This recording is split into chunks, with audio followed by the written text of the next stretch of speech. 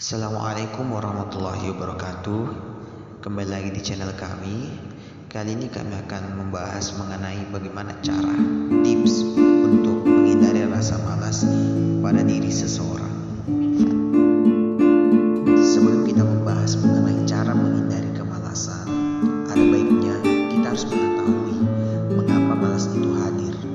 Sebenarnya ada banyak sebab mengapa manusia malas, meski pada dasarnya malas itu memang sifat dari manusia.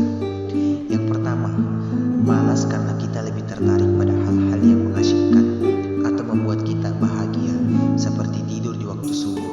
Itu kan enak dalam pengertian malas.